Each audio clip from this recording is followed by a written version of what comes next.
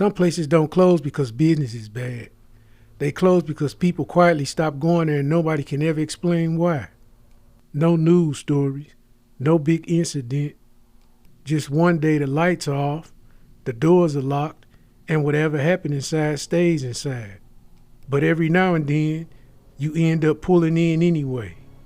Not because you wanted to, because you just didn't have a choice. It was close to midnight when I pulled off the main road and pulled into this old gas station. I wasn't planning on stopping long. I just needed a moment to reset, to get my breath, to get my bearings. From a distance, the place looked abandoned. The pumps were standing but worn down like everything else around them. As I rolled in, the gravel under my tires sounded too loud for the quiet, and the building itself looked like it had been forgotten by time. Dust coated the window so thick I couldn't even see inside. The front door wasn't fully shut either, just barely cracked, like someone had slipped in and didn't want it to latch. It gave the whole place a strange, unfinished feeling, like whatever happened there had been interrupted. When I stepped out the car, the quiet hit me harder than I expected. The quiet wasn't normal. It had that strange, empty feel you get in places nobody's been for a long time. It made me slow down without ever meaning to. I walked toward the pumps out of habit, even though I wasn't sure that it worked. The screen was shattered, spider webs and cracks, but when I lifted the nozzle, the machine let out one short beat, loud enough to make me freeze. The display was dead, yet the sound of the pump came through clear, like something in the pump had fully shut down. It didn't make no sense, and that made it worse. I looked toward the building. The cracked door shifted just enough to make me stop. Not in a full movement, more like the door settled in a way that didn't match the stillness around it. The darkness behind it didn't show anything, but it felt like something was there, just out of view, waiting to be noticed. I took a slow step back toward my car.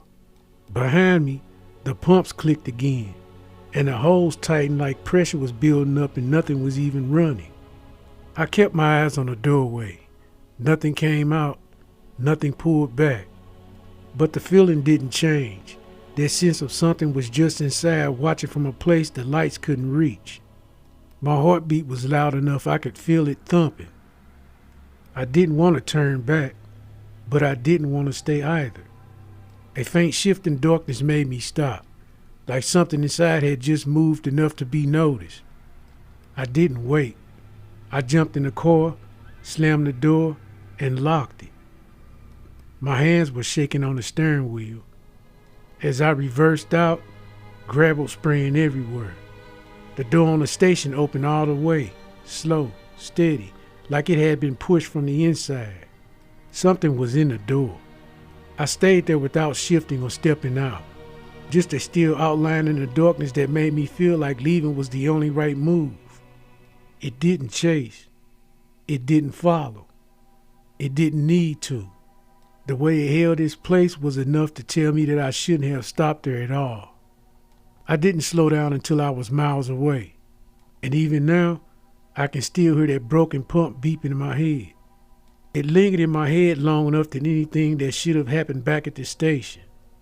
I kept driving, watching the road stretch out in front of me like it was the only safe place left.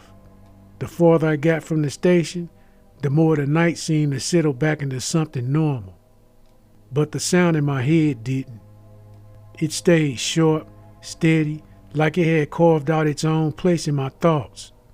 A few miles later, I pulled into a small turnout just to think. I didn't turn the car off. I didn't want silence. I just sat there for a moment with the engine running, the dashboard lights glowing faintly across my hands. I tried to convince myself it was nothing. A broken pump and an old building, a place that should have been torn down years ago. I drove for another few minutes until the road curved into a stretch with no trees, just open fields on both sides. The field on both sides felt open, like anything could be standing out there without being seen. I kept my speed steady, not fast, not slow, just enough to feel like I was moving away from something without drawing any attention to it. The road ahead looked empty, but didn't feel empty. There was a quiet tension in the air, the kind that makes you check your mirrors even when you know nothing should be behind you. And a few seconds later, the wind pushed across the car again, harder this time.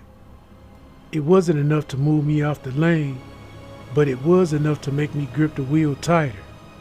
It felt like the same pressure I felt outside the station, the strange weight that didn't belong to the night. I glanced at the fields again, nothing moving, no animals, no trees, just open land stretching out into the dark. But the emptiness didn't feel natural. It felt watched, like the space itself wasn't as empty as it looked. The beep in my head hit again, faint, but timed. Not random, not left over, timed.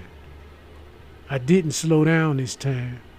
I just kept driving, letting the road pull me forward while the feeling stayed behind, but close, quiet, but present. It wasn't finished with me yet. Thank you for listening to another episode of One Voice Many Stories.